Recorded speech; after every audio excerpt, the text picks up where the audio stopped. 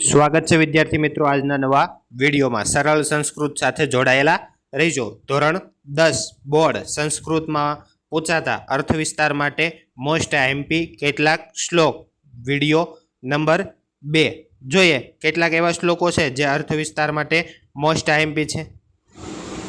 શ્રદ્ધાવાન લભતે જ્ઞાનમ તત્પરઃ સંયતેન્દ્રિયઃ જ્ઞાનમ લબ્ધવા પરામ શાંતિમ ચિરેણાધિગચ્છતિ। अनुवाद જોઈએ। સાવધાન અને જેની ઇન્દ્રિયો કાબુમાં હોય છે તે શ્રદ્ધાવાન પુરુષ જ્ઞાન પ્રાપ્ત કરે છે। જ્ઞાન પ્રાપ્ત કરીને તે ટૂંક સમયમાં પરમ શાંતિને પામે છે। અર્થ વિસ્તાર જોઈએ। જ્ઞાન મેળવવા ઈચ્છનારોમાં શ્રદ્ધા હોવી જોઈએ। ગીતાકારે પહેલેથી જ કહ્યું છે કે યો યંદ્રઃ છ એવ સહ અર્થાત જેવી શ્રદ્ધા યા ભાવના રાખશે તેને તેવું ફળ મળશે। જેણે પોતાની ઇન્દ્રિયો પર વિજય મેળવ્યો હોય તેને જ્ઞાનની પ્રાપ્તિ થાય છે અને ટૂંક સમયમાં તે પરમ શાંતિનો અધિકારી પણ બને છે। જેણે મન સહિત સમગ્ર ઇન્દ્રિયો પર પૂર્ણપણે કાબુ મેળવ્યો હોય તે જ પોતાના મનને પૂરેપૂરી શ્રદ્ધાથી ઈશ્વરમાં લીન કરી શકે છે। આવો જ્ઞાની પુરુષ ઉત્તમ શાંતિ ટૂંક સમયમાં જ પામી શકે છે। મનુષ્યના જીવનમાં શ્રદ્ધાનું સ્થાન ખૂબ મહત્વનું છે। પોતાની જાત પર ભરોસો રાખીને ઈચ્છિત લક્ષ્ય મેળવવા માટે કાર્ય કરવામાં આવે છે તો તે લક્ષ્ય જરૂર સફળ થાય છે। કોઈ પણ વિષય કે વિદ્યા શીખવા માટે શ્રદ્ધા હોવી જરૂરી છે। શ્રદ્ધાના સહારે જ કાર્યનો સિદ્ધિ કરી શકાય છે। જ્ઞાન પ્રાપ્તિના ધ્યેયને પહોંચી વળવા માટે ગુરુમાં શ્રદ્ધા હોવી આવશ્યક છે। આવો શિષ્ય જ જીતેન્દ્રિય બનીને પરમ જ્ઞાન પ્રાપ્ત કરે છે।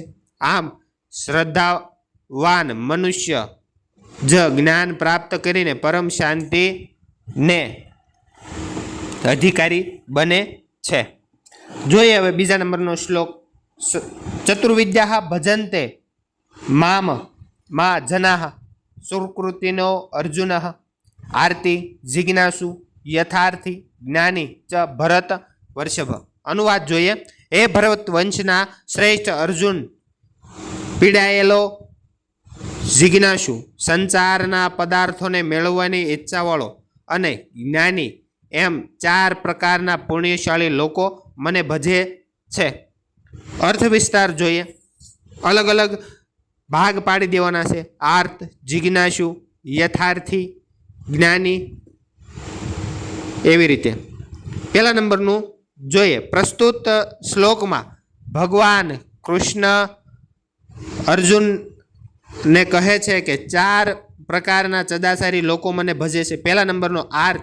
આર્ત એટલે દુઃખી, પીડાયેલો, સંસારના ત્રિવિધ તાપો જેવા કે આધિ, વ્યાધિ અને ઉપાધિથી પીડાયેલા દુઃખની મનુષ્ય ઈશ્વરને પોતાનો આ દુઃખોમાંથી ઉગારવા માટે ભજે છે।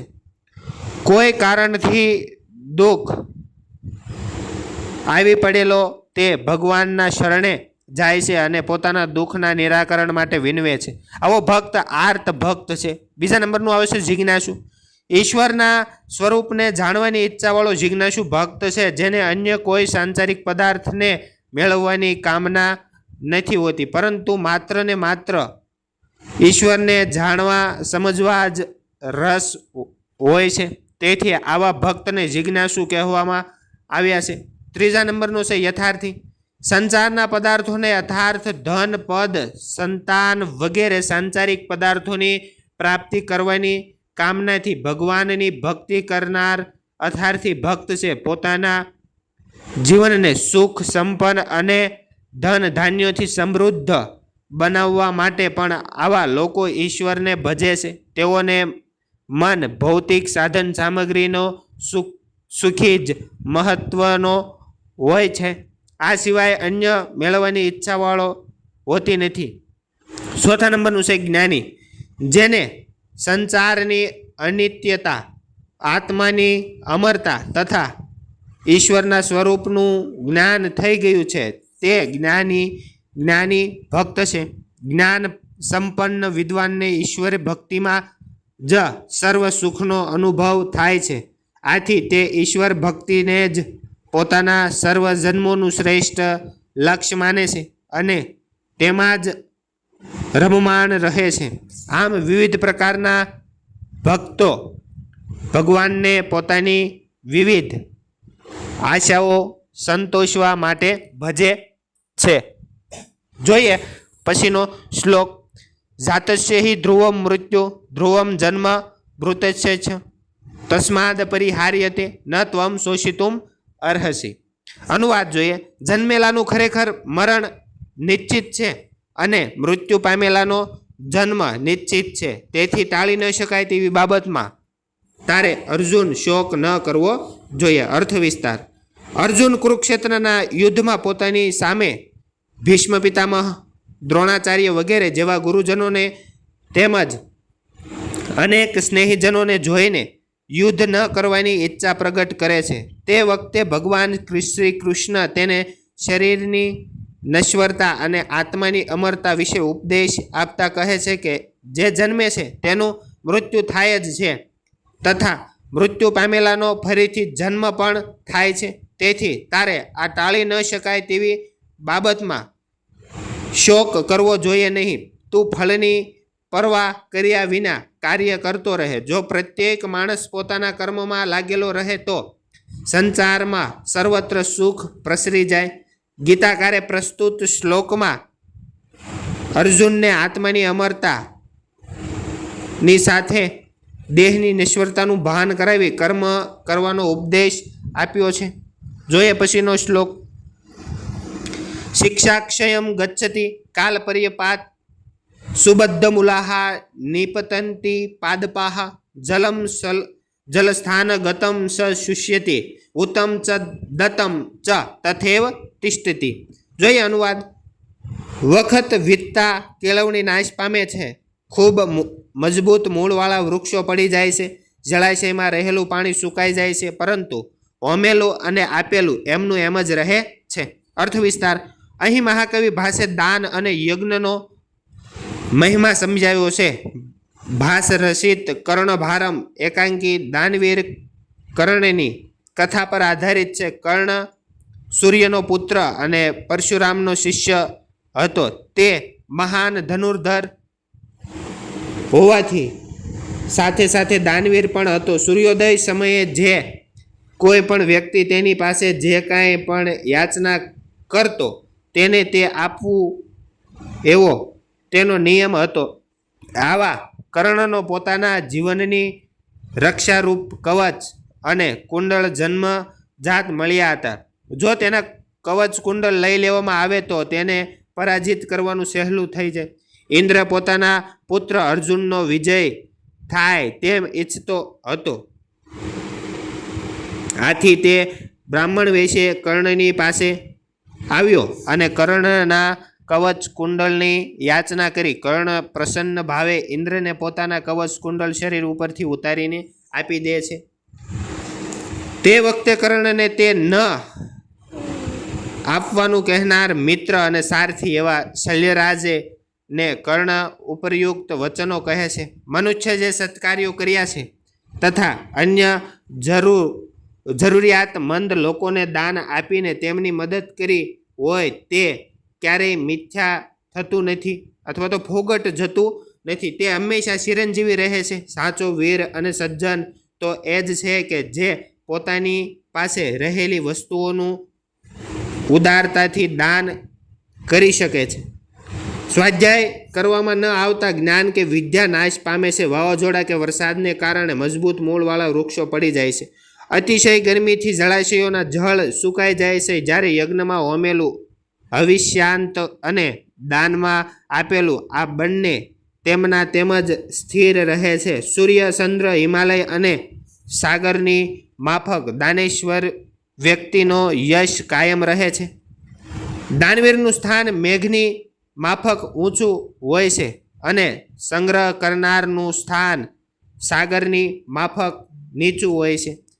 દાનનો મહિમા અનંત અને અપાર છે. સત્કર્મો કરવાથી અને દાન આપવાથી કીર્તિ અનંત કાળ પર્યંત ટકી શકે છે. અહીં કર્ણની ઉત્કૃષ્ટતા, દાનશીલતા, સંસ્કારિતા તેમજ યજ્ઞ અને દાનમાં તેની અપ્રતિમ શ્રદ્ધાનો દર્શન થાય છે. જોઈએ બીજા પછીનો શ્લોક. વજ્રાદપી કઠોરાણી મૃદુની કુસુમાદપી લોકોતરાણામ શેતાંશી કો ન વિજ્ઞાતુમ અર્હતિ. જોઈએ અનુવાદ. સામાન્ય લોકોથી ચડિયાતી કોટીના માણસોના વજ્ર કરતાં પણ કઠોર અને ફૂલ કરતાં પણ કોમળ એવા મનને ખરેખર કોણ જાણવા સમર્થ છે? અર્થ વિસ્તાર જોઈએ. પ્રસ્તુત પંક્તિમાં કવિ મહાપુરુષોના સ્વભાવની પ્રશંસા કરે છે. મહાપુરુષોના મન કોમળતા અને કઠોરતા એમ બંને ગુણો ધરાવે છે. જ્યાં સિદ્ધાંત પાલનનો પ્રશ્ન હોય કે દેશ સહિત અથવા ન્યાયનો મુદ્દો હોય ત્યાં તેઓ મક્કમ રહે છે. ગમે તેવા ભારે દબાણ કે વિરોધને તેઓ વશ થતા નથી. ત્યારે તેમનું મન વજ્ર જેવું કઠોર બની જાય છે. પરંતુ સામાન્ય સ્થિતિમાં તેમનો સ્વભાવ એકદમ દયાળુ ફૂલ જેવો કોમળ અને પ્રેમાળ હોય છે. બીજાના કષ્ટો કે મુસીબતોનો જોઈ તેઓ દ્રવિત થઈ જાય છે. અમેરિકન રાષ્ટ્રપતિ અબ્રાહમ લિંકન પોતાની સંવેદનાશીલતા માટે પ્રસિદ્ધ હતા. પોતે ગરીબોમાં મોટા થયા હતા. તેથી સમાજના દલિત પીડિત વર્ગ પ્રત્યે તેમને ભારે સહાનુભૂતિ હતી. તે જ લિંકનને દાસત્વનો અંત ના પ્રશ્ને ગૃહયુદ્ધ ઘોષિત કરવામાં પાસીપાની કરી નહોતી. એ જ રીતે ભારતના લોહ પુરુષ સરદાર પટેલ અદાલતમાં એક મહત્વનો કેસ લડી રહ્યા હતા. તે વખતે તેમને તેમના ઘરેથી એક દુઃખદ સંદેશાવાળી ચિઠ્ઠી મળી. પરંતુ ચિઠ્ઠી વાંચ્યા પછી પણ તેઓ અડગ રહ્યા અને પોતાનું અદાલતી કામ શાંતિપૂર્ણ પૂરું કર્યું. તે ચિઠ્ઠીમાં તેમની પત્નીના મૃત્યુના સમાચાર હતા. આમ મહાપુરુષો પરિસ્થિતિ મુજબ વજ્રથી કઠોર અને ફૂલ કરતાં પણ કોમળ બની જાય છે. રાષ્ટ્રપિતા ગાંધીજી પણ એવા જ મહાપુરુષો હતા. હિન્દુસ્તાનના સ્વાતંત્રતા આંદોલનમાં લડતમાં તેમના કોમળ હૃદયની કઠોરતા થતી હતી. ખરેખર મહાપુરુષોના મન હૃદયની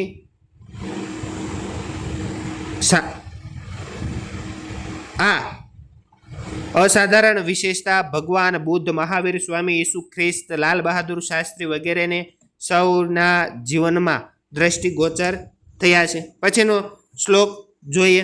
સુખમ હિ દુઃખન્યા ભૂયમ શોભતે ધનાંધકારે ઋષવ્ય દીપદર્શનમ સુખાતુ યો યાતિ નરો દરિદ્રતામ ધૃત શરીરેણ મૃત સ જીવિતી. અનુવાદ જોઈએ. સુખ ખરેખર દુઃખો અનુભવીને શોભે છે.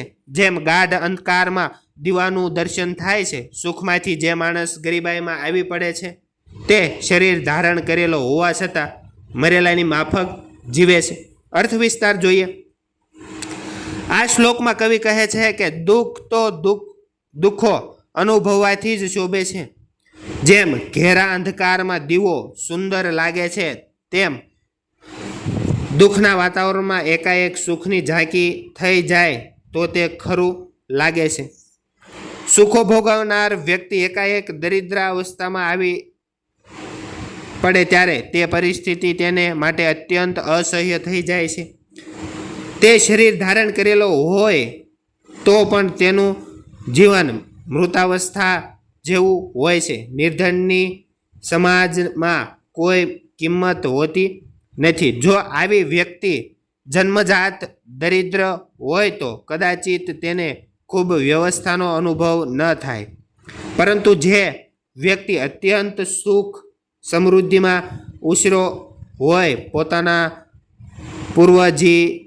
જીવનકાળમાં અઢળક સમૃદ્ધિ, સુખ અને ભોગ ભોગવ્યા હોય, તે જ્યારે કાળનું ચક્ર ફરે અને ધંધામાં નુકસાન કે કુદરતી આપત્તિને લીધે જો દરિદ્રાવસ્થામાં આવી પડે તો તેનું જીવન અતિ દુષ્કર બની જાય છે. મહાકવિ શુદ્રક વિરચિત રૂપક મુચ્ચકટિકમનો દરિદ્ર વેપારી ચારુદત્ત અહીં પોતાની નિર્ધનાવસ્થાને કારણે તેના મતે ગરીબ વ્યક્તિના ઉબરા પર મૂકેલો બલિ પશુ પક્ષીઓ પણ ખાતા નથી. મિત્રો, પરિજનનો તેને છોડી જાય છે, સગા વાલાઓ પણ તેનાથી સંબંધ તોડી નાખે છે. આમ છતાં પણ અસહ્ય દુઃખોને અનુભવ્યા બાદ મળેલું સુખ પોતાના મનને શાંતિ આપે છે. તેના જીવનના કષ્ટોમાં થોડી રાહત અને શાતા પહોંચાડે છે. પરંતુ સમાજમાં માનભેર જીવનમાં માટે તો કઠિન પરિશ્રમ કરીને ધન કમાવવું આવશ્યક બની જાય છે. તો વિદ્યાર્થી મિત્રો, આ તો અર્થ વિસ્તાર માટે મોસ્ટ આઈએમપી કેટલાક શ્લોકો છે જે તમને બોર્ડની પરીક્ષામાં ખૂબ અગત્યતા આપશે અને જો પૂછાય છે તો તમને સરળતાથી માર્ક મેળવવા માટે ઉપયોગી થશે. આગળનો વિડીયો ન જોયો હોય તો ભાગ 1 મૂકેલો છે જે તમે જોઈ શકશો. આભાર, થેન્ક યુ, ધન્યવાદ.